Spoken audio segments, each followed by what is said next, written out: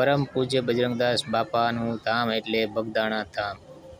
બાપા સીતારામની ભોજનશાળા આપ નિહાળી રહ્યા છો, જ્યાં હાલમાં આ દિવાળીની રજાઓ દરમિયાન સૌરાષ્ટ્રવાસીઓ, સુરતથી જે લોકો આવતા હોય છે ગામડે, તેઓ બગદાણાની ભૂમિ ઉપર એક વખત બાપા સીતારામના દર્શન કરવાનું ચોક્કસપણે મન રાખતા હોય છે અને આ રજાઓ દરમિયાન દર્શન કરવાનું એ ભૂલતા નથી. તો એવામાં આપને હું બતાવવા જઈ રહ્યો છું ભોજનશાળા, કે જે એટલી વિશાળ જગ્યામાં આવેલી છે કે તમે કલ્પના ના કરી શકો કે એક સાથે કેટલા લોકો અહીં ભોજન લેતા હોય છે. આજે તમે ડાઇનિંગ ટેબલ નિહાળી રહ્યા છો, તે હાલમાં એક લાઇનમાં મિનિમમ 100 વ્યક્તિઓ તો આરામથી બેસી શકે છે અને બેઠા બેઠા ભોજન લઈ શકે છે. આ પ્રસાદમાં આપ નિહાળી રહ્યા છો લાડવા, ગાંઠિયા, શાક, રોટલી, દાળ, ભાત અને દેશી ગાય ભેંસની દૂધની બનાવેલી તૈયાર છાશ પીરસવામાં આવે છે. પીરસવાવાળા સેવકોને પણ એ રીતના ટેબલ આપવામાં આવ્યા છે કે તેઓ ઊભા ભક્તજનોને આરામથી જમવાનું પીરસી શકે છે.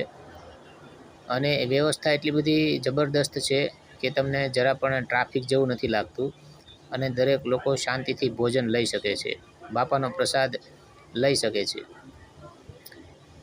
રસોડું એટલું વિશાળ છે જ્યાં લાકડાના બળતણથી જ રસોઈ બને છે અને અહીંયા બાપાના ભક્તો એટલા બધા તમે નિહાળી રહ્યા છો. જુઓ, પાછળ જેટલું આપણી નજર પહોંચે ત્યાં સુધી પબ્લિક બેઠા બેઠા ભોજન લઈ રહી છે.